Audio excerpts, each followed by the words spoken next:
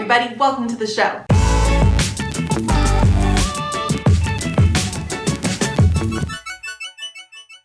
Hello everyone, welcome back to our channel. This is Raising A to Z. It is a YouTube channel all about homeschooling, and my name is Amanda. I am a teacher turned homeschool mom, and today I'm doing a video that you guys have asked for. It has been requested by many people. I am doing our annual planning video. So this is one of the videos I like to do every year. I'm going to sit down with you guys today and show you how I actually plan out my homeschooling year. So for us, I'm going to have 2 kids in homeschool. Obviously I have 2 kids. Alexi will be in grade 1, technically if she was in school. Zoe would be in kindergarten. So this would be the first year that they would both officially be school aged, which is kind of exciting for us. But it also means, since we've been doing a lot of stuff, that I have to get a little bit more creative this year and figuring out what I'm going to do, because now I have 2 actual school-aged kids in the house and not just a school-aged kid and a preschooler who's kind of trucking along on the side of us, right?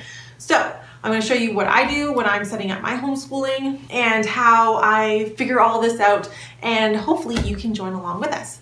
But before I get into all that, why don't you take a second and click subscribe and click the bell so that you get notifications when we put out more videos like this, because we have some great videos coming up that you will not want to miss. I'm going to show you how I plan my year. So first off, you gotta get set up. You gotta get all situated, figure out. I like to take usually a weekend or a night to kind of do the big chunk of my planning, figuring out all the researching, everything I want to do. I kind of do it in a big sitting. But before that, I like to do a little bit of dreaming, a little bit of seeing what's going on. So the first thing I like to do is I always ask the kids. I know this sounds a little strange, but as homeschool parents, I think part of the benefit is that we get to follow our kids' interests. And so it only makes sense that we ask them what they want to learn about. And so this year I asked the kids what they want to learn about. Sometimes I find you have to ask them a couple of times, especially if they're young, or kind of give them some time to stew it around in their head about what do they really want to learn. Because sometimes I ask them and they just start naming things that they see, what do you want to learn? I want to learn about pens and lights and chair and camera. And you're like, no, you're just naming things. But sometimes you ask them and it's yeah, this is what I want to learn, and I write those down. This year, that's exactly what happened. I asked them a couple of times and they didn't really have much to tell me they just started naming things. And then I asked Alexi and she's like, oh yeah, I know what I want to learn. I want to learn about famous women. I want to learn about mythical creatures, and I want to learn about fairy tales. Perfect. Boom, that's 3 topics, very different topics right off the bat. Did the same thing with Zoe, and she came back and she's like, oh, I know. I want to learn about puppies. I want to learn about ocean animals, and I want to learn about butterflies. So boom, right there, I've got 6 topics that will make awesome unit study topics for my kids.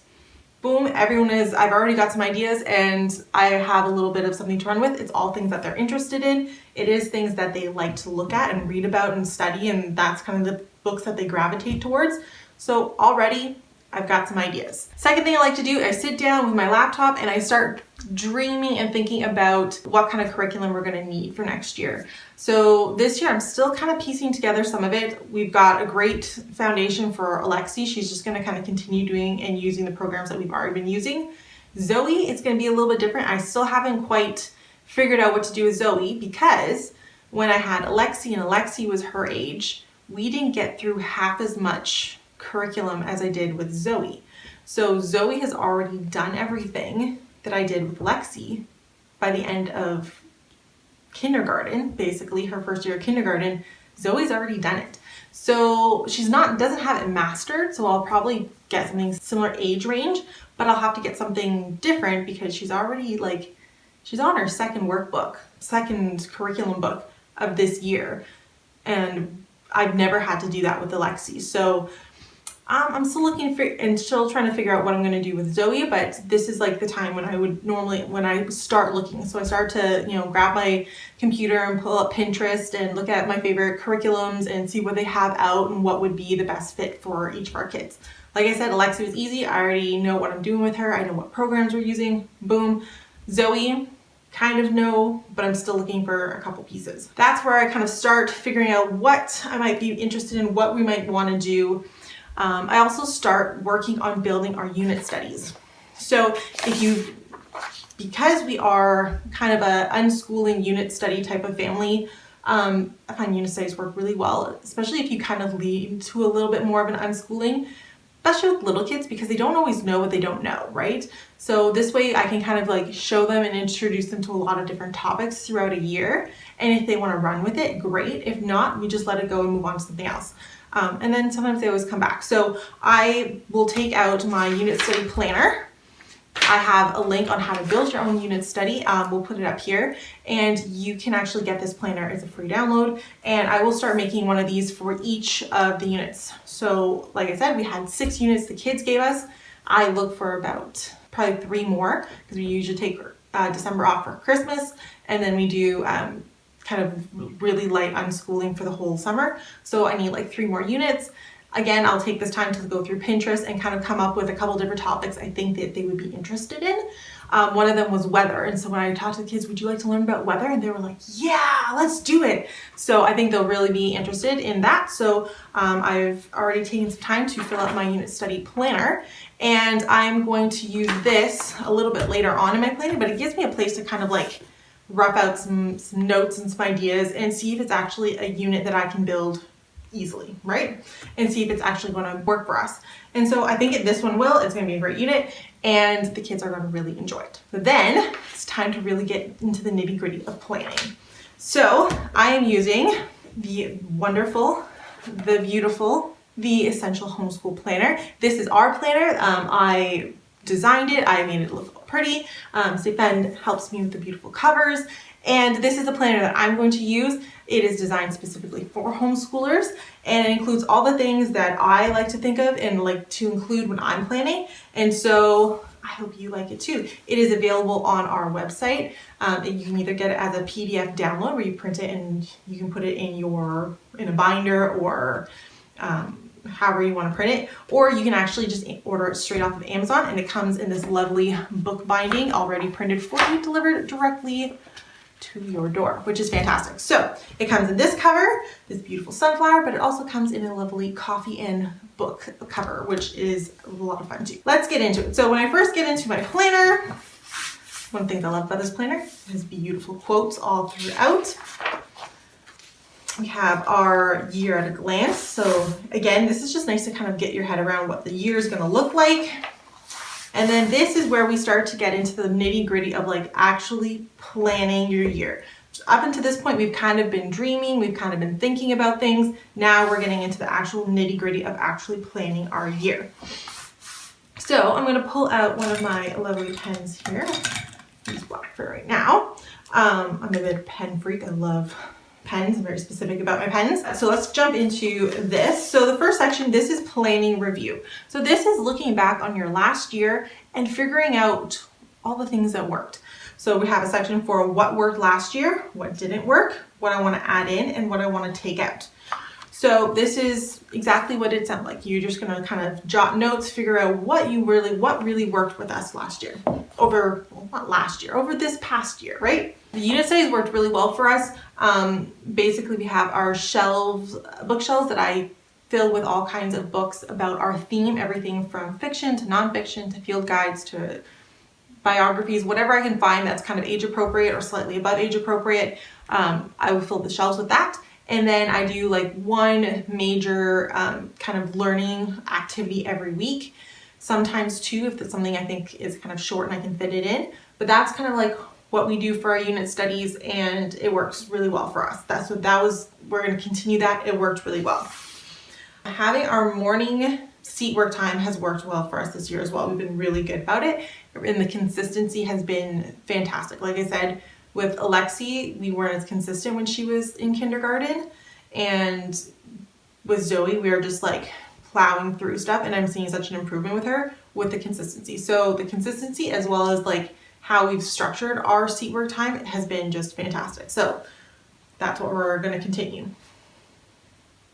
And something that we've really focused on this year has been our Fun Day Fridays, and those have actually just been the greatest kind of day of our week. So On Fridays, we usually do, in the morning, we either do like an art activity or we do a sensory bin. Then we do our tea party in the afternoon, and then we do family movie night or game night Friday evening. So the Friday Fun Day has just been a fantastic way for us to incorporate some other activities, like I said, the tea party and art or sensory bins on a more regular basis, especially since like there aren't things that I necessarily always want to pull out as much as I'd love to. It's just not things that I think to pull out on a regular basis. And just kind of giving us like a block of time to do that and give us some consistency on doing that. So that has definitely been great for us. So what didn't work for us this year? I think it's been a weird year for pretty much everybody all over the globe. But it's been a weird year in the sense that we've had stay at home a lot more. We've had a bit more, lots of like no activities. So we haven't had like been going anywhere. We don't have our play group that we need to drive to that's 45 minutes away. We haven't had our gymnastics classes very often. We haven't had rock climbing or science center. So we haven't had a lot of those extra activities. So we've actually been able to focus and do a lot of curriculum, probably why we got through so much. But the one thing I did notice was trying to do it too frequently just kind of blew up in our face. So I think the one thing that didn't work for us was doing it more than 3 days a week. Like doing seat work more than 3 days a week for us was just too much. So put that down.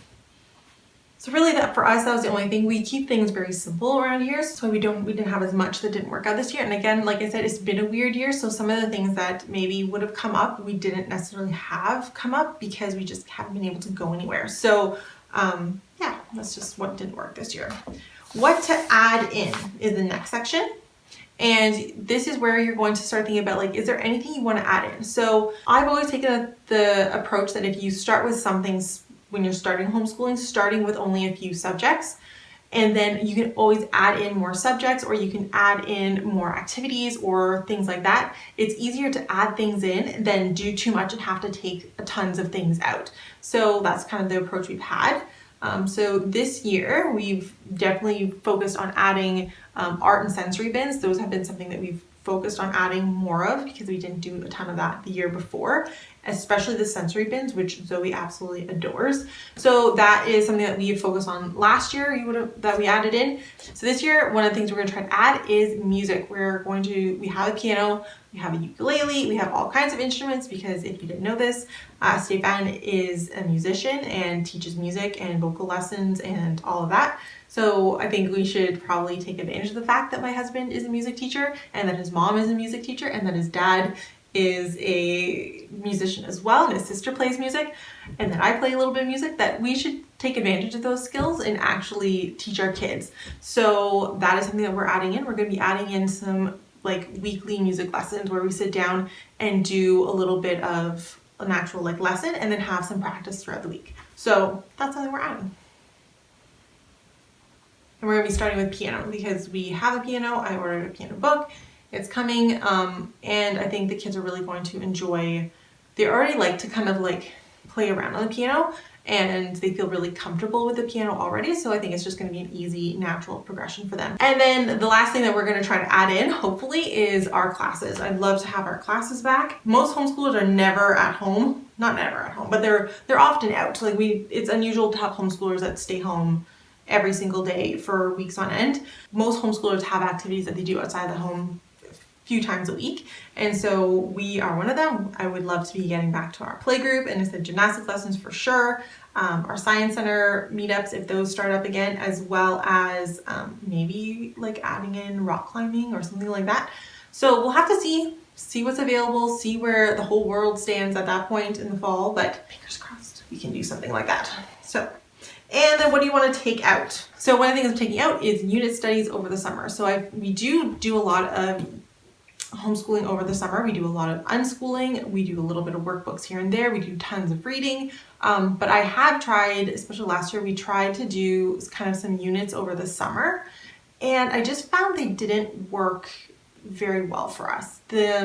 Stefan, especially when he's at home and he doesn't have any school to kind of distract him, is a very spontaneous person and he likes to go. And so it's just to kind of try to stick to a structure of having a unit for the summer just isn't working and it doesn't work. So all the work I put into planning it ended up going to waste anyway, so I'm not even going to bother with a specific theme or unit over the summer. So that's what I'm taking out. I think instead I'm going to pick like either a series or an author or something like that, and just when it's bedtime, when we do our evening reading, have kind of a selection of books from that. So that's my plan. I'm taking out summer units. So this is how I like to use this first page. It's good to kind of get your thoughts out and actually spend some time thinking about what worked, what didn't, what you want to add in, what you want to take out, and then it kind of helps you figure out like what is my next year actually going to look like. So then we get into your year plan overview. So this is where you see all of your months, you see everything that you could be doing, all the spaces there to actually input what you want to be doing. So for me, like I said, I have my list of unit studies that we're going to be doing. I have some activities. I know where our holidays are going to fall. And so this is the time where I'm going to kind of look at this and start putting in what my themes are for my units. I'm going to start putting in any kind of ideas that I have of things that I need to consider for those months. I'm also going to put in kind of books that I need to purchase. So typically I purchase our big book for the month. So this is where I'm going to start putting in some of the titles that I might need, or if I need like a specific kit for something, an activity or whatever that I know we're going to do.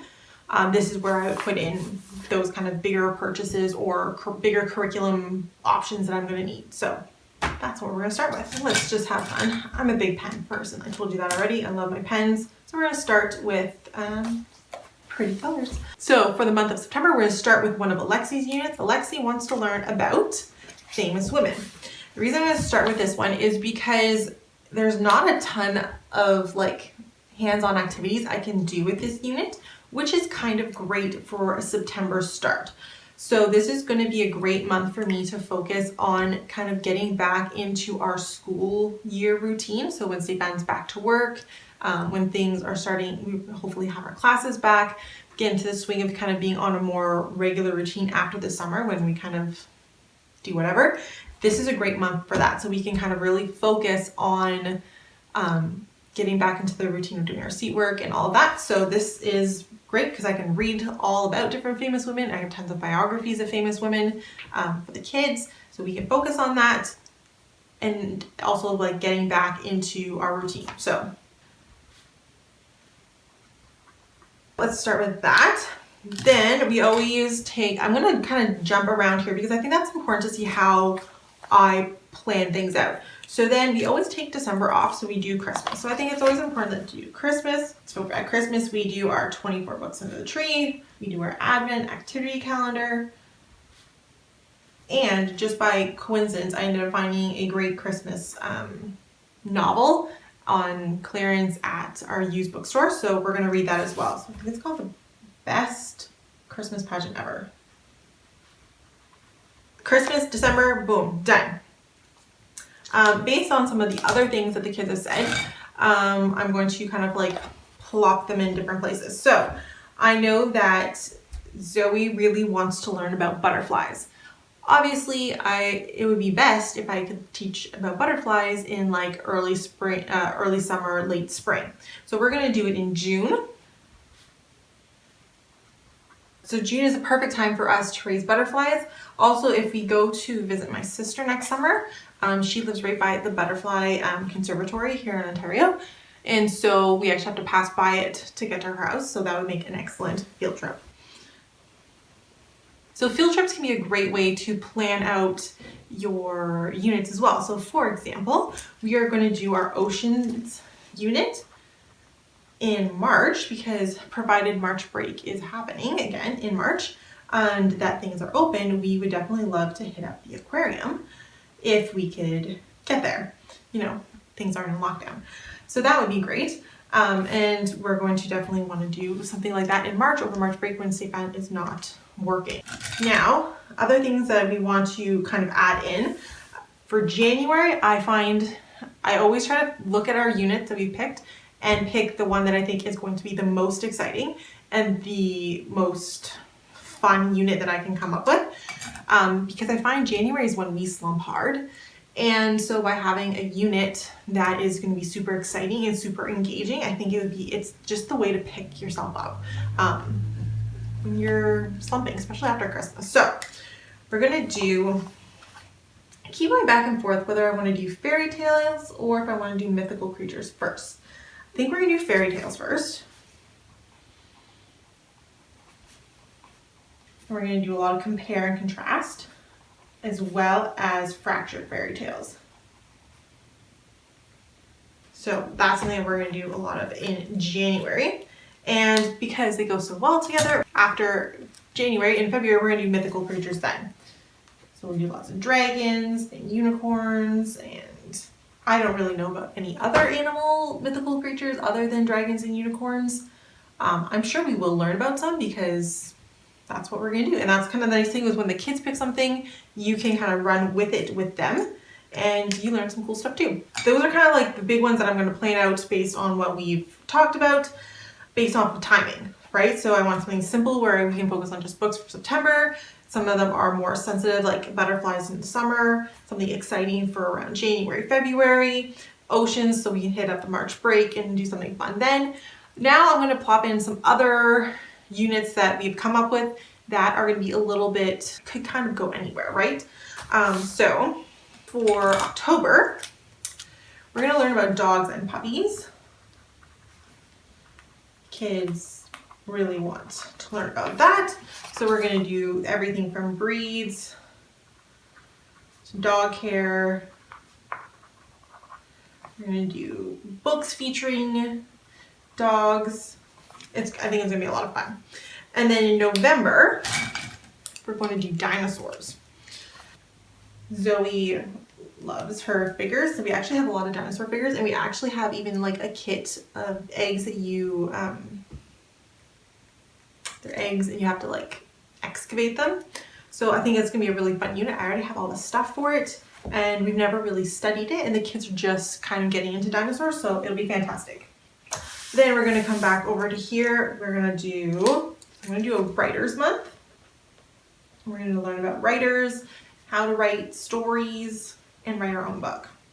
So that's something we're gonna be doing in April. April for us is often warmed up and kind of nice, but it's also still really wet from all the snow, so it's hard to play outside. So having kind of a writing activity and having something a little more indoorsy when you can't really, there's no snow, but it's also just mud, great time. And then we're gonna do our weather, and we're gonna do about types of weather, big ideas, right? Types of weather, water cycles, that kind of stuff. And then summer, like I said, I'm gonna leave it blank. We're gonna pick an author, I think, and just fill our bookshelves with that author and just have a lot of fun with that. So I don't know exactly which author. If we're gonna do Robert Munsch, maybe we'll do Robert Munsch. Good Canadian author, and lots of fun with his books. So that's what we'll do. Perfect. So there, I have kind of a rough overview of what my year is gonna look like, what we're doing. You can add what you want in here. It's perfect. So then we get into reading lists. So this is a great page if you're going to want to keep track of what your kids are reading, or if you're trying to figure out what books you're going to be purchasing or what you're listening to. Some places you need to track what kind of books you've read and stuff.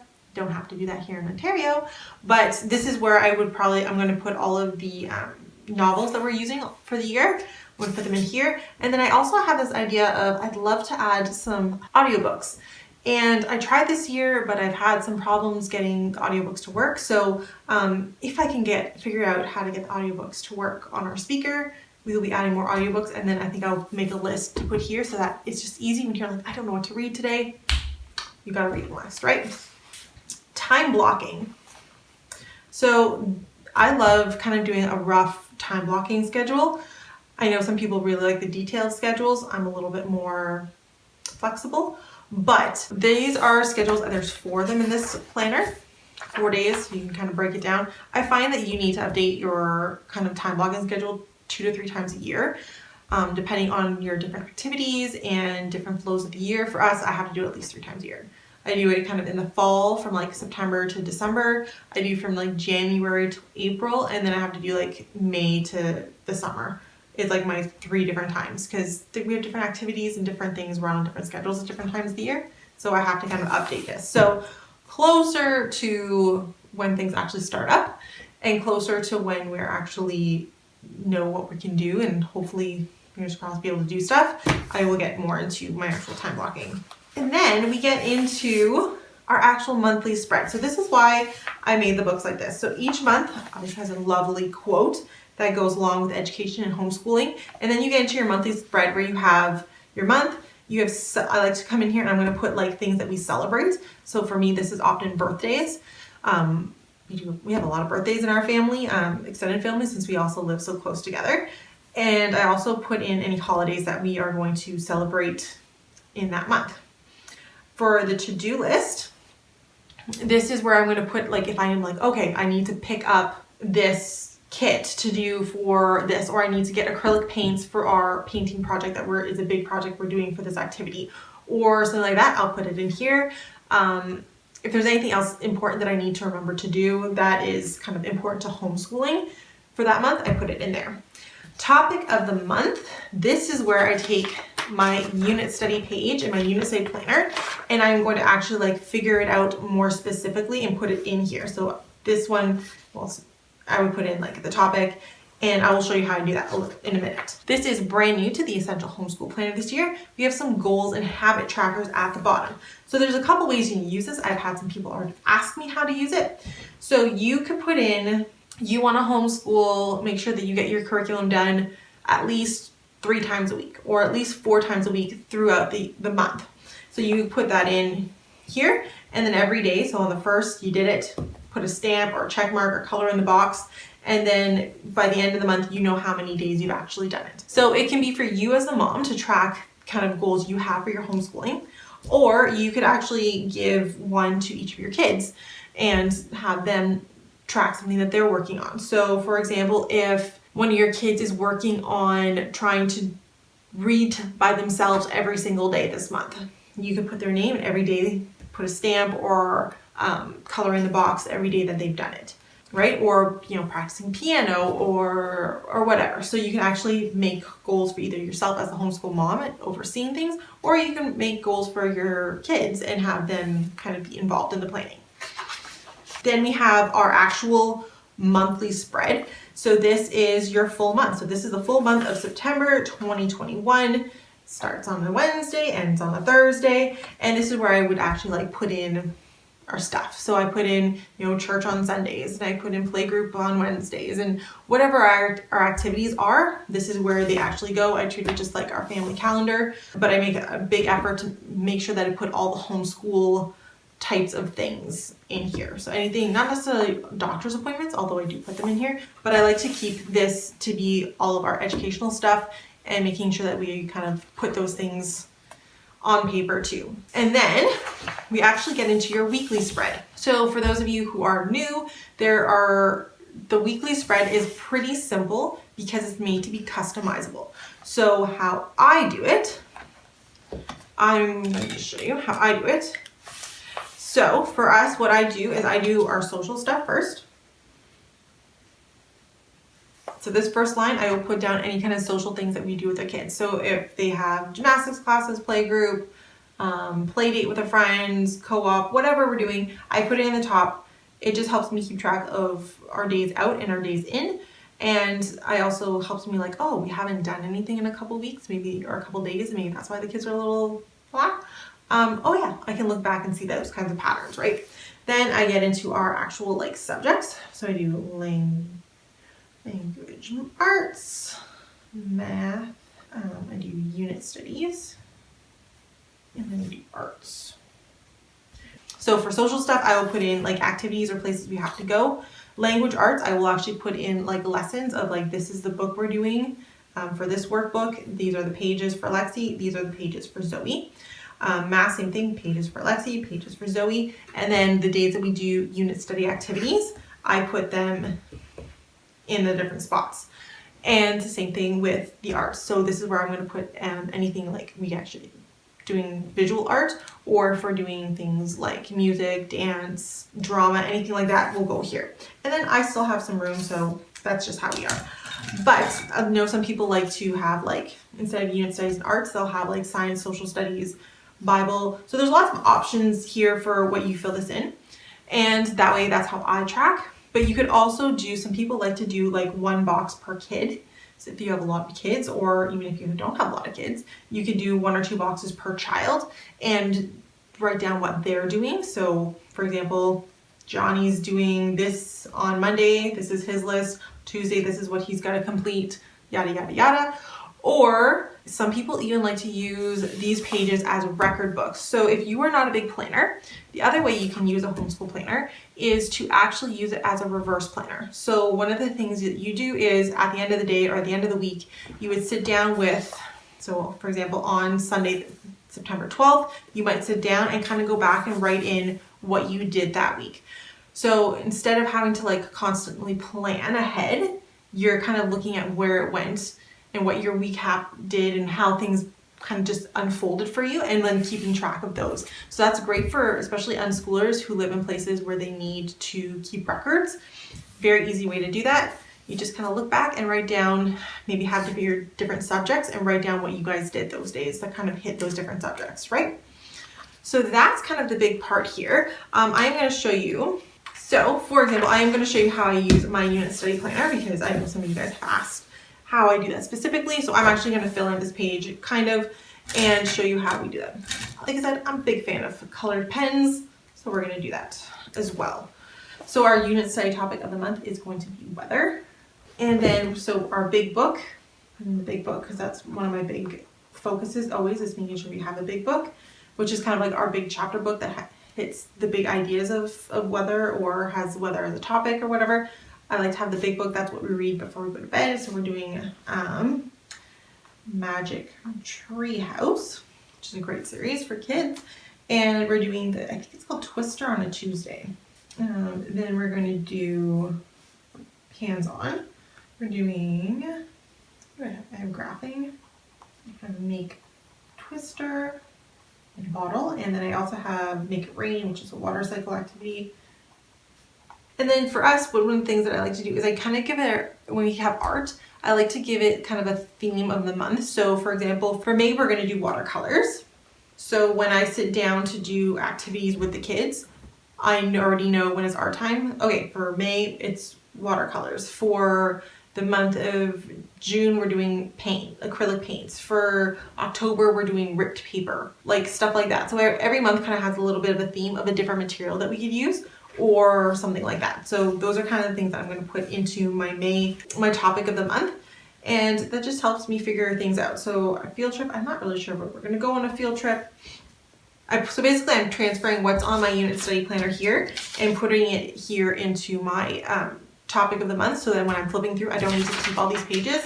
These are kind of like my rough planning things out pages, and then I actually just transfer it all really pretty into my planner.